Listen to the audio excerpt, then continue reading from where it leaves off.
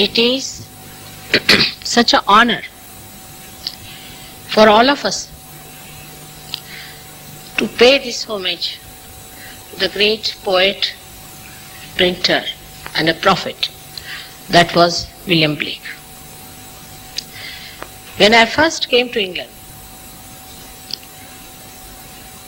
they have been telling me that England is a place of scholarship and you can see lots of museums and exhibitions. And suddenly I told the Sahajogis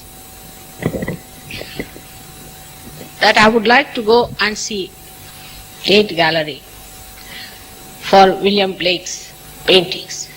They were surprised because I seldom go to any one of them, especially the libraries and the books.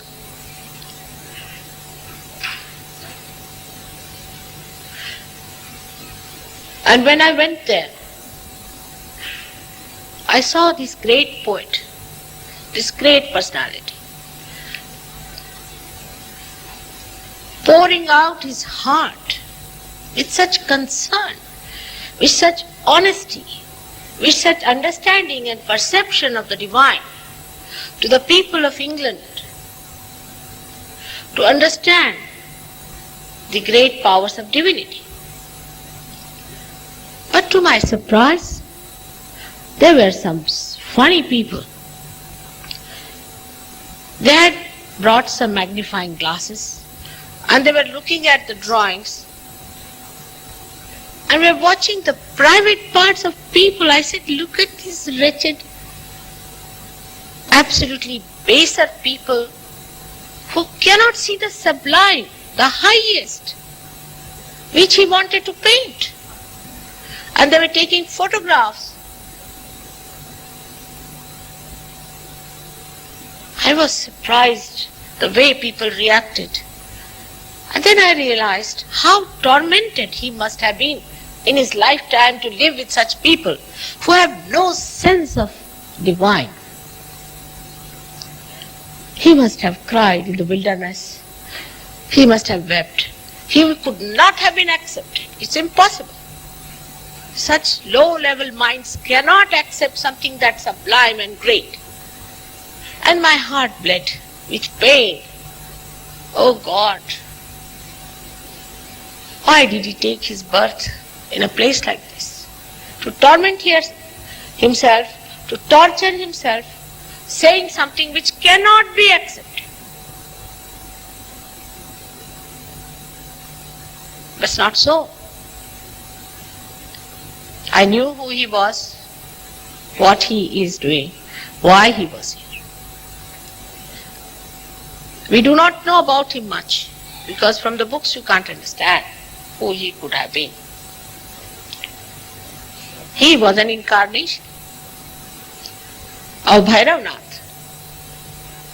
That's whom you call the Saint Michael or Saint George, who is, as you know, the saint, angel of England. That's why he had to incarnate. And for him, this was his role, to talk about divine in an open, fearless manner. He had to use symbolic language. He had to use. It's not difficult to understand him at all. If you are a realized soul, you will read through it, sometimes laughing, sometimes weeping, enjoying the whole drama, what he has tried to express. When I read him, I am amazed at his sense of humor. How he openly comes out with such remarks. I feel he is like Markandeya in India or Kabir Das in India, who slashed the whole society with their sword all the time to see that they are brought to the proper shape, without fear, but so gently. If you read A Song of the Tale is so gentle. And all of them who wear him perhaps or are the same style, extremely open, straightforward, you can say even blatant, and extremely gentle. The vision of Christ that he has described is the one which he sees through his own enlightened eyes. And he sees that the vision is completely distorted, is the opposite of what Christ was. I also felt the same way. I took my birth in a Protestant Christian family. I was shocked the way the Christians were. I said, are these the Christians? Now the point he brings forth is very clear cut, you can understand. That in the mannerism, if you are gentle, I am sorry, I am afraid, I doubt. Just look at that. It's very commonly we use this language. He says that Christ was not a gentleman of that kind. I also say, I am not seeking election. I am not here to please you. But I am here to make you please yourself, to enjoy yourself, to have your all wealth enjoyed, manifested. That is how he also put the vision of Christ before you, that he was not a gentleman who would go around and be extremely gentle to people and nice to them, superficially, only the mannerism of it. But he would be so gentle with the people who are lowly. He created divinity out of fishermen who were ordinary people, uneducated.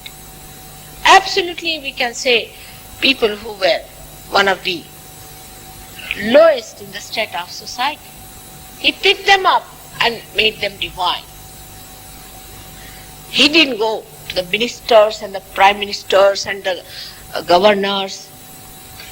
He did not. When you see all the great people who are supposed to be looking after the religion part of it, they are busy only with governors, and they are only busy with the kings and the queens who must go and bow to them. They are politically activated people. How can a divine person get into this mess of politics which human beings have created? But we don't understand it because we try to rationalize everything. And thank God he's the one who talked against rationality and against all the intellectual ideas of putting down Christ to the mere level of a human being. Because he was himself divine and he could understand Christ.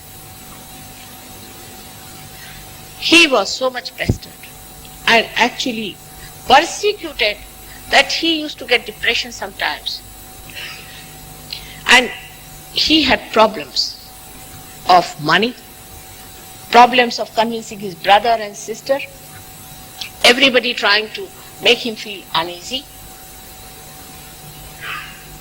Such a fine soul came on this earth to talk of Jerusalem. What did he mean by Jerusalem? What is Jerusalem? We go to Jerusalem for pilgrimage. Why?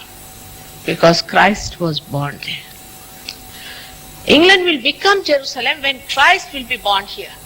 But how many of English people today care for the spirit?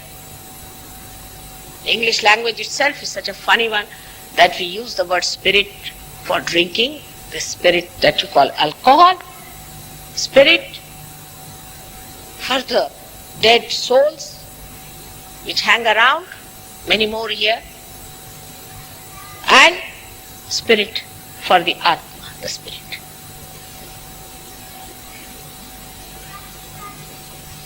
When he came on this earth, the Industrial Revolution had not taken its respite. People were still entering into those mills, as he calls them. And he saw the scribes, how they were behaving, and he saw the whole myth of religion.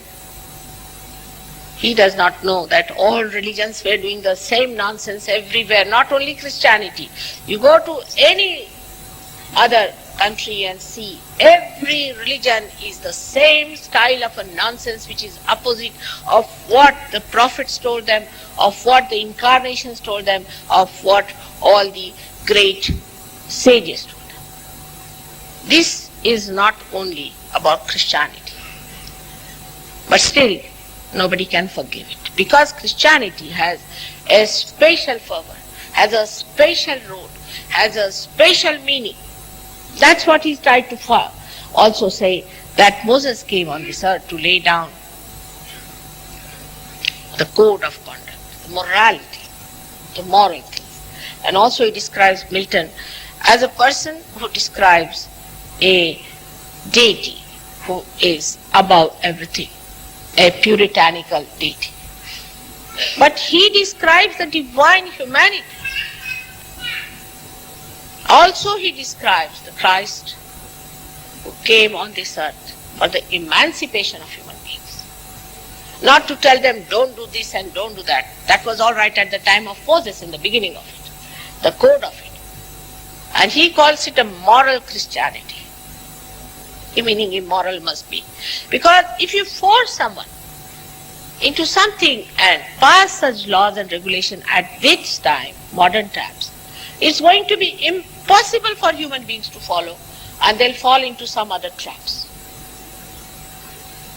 Strict rules of anything imposed on people who are not realized soul can push them into some sort of problems. They can become criminals, they can become violent as a reaction, and we see the reaction today acting, that the hypocrisy of the whole thing is exposed. Like in India or anywhere else, they will say you should not be attached to money. Give the money to the church, to the temple, to the mosque, to all the people to enjoy it. The kind of life people led in those days in the name of God was no model for anyone. And that's how poets like him were born again and again. I would say that in Lebanon, a great poet like Khalil Gibran was born. And then in India, we had so many such poets who just lashed the society and lashed all these ideas of the intellectuals, the ideas of the religions, the ones who were trying to curb them. Because there was no genuineness, there was no sincerity. If we are honest people, we really mean it, then let us face it and see for ourselves what we have to achieve. So that is how he came as a poet, a remarkable poet, the way he rhymes it, and the sense of humor he has, and the way he unfolds the beauty of words as any poet should. In Sanskrit it is said, rasatmakam vakyam kavyam. Poetry is full of rasas. Rasas mean the essences, the explosion of essences through words. If it could be done, then the magic of it is called as poetry. And that's what you find in Blake. Such a great poet. Poetry is only great when it talks of the divine.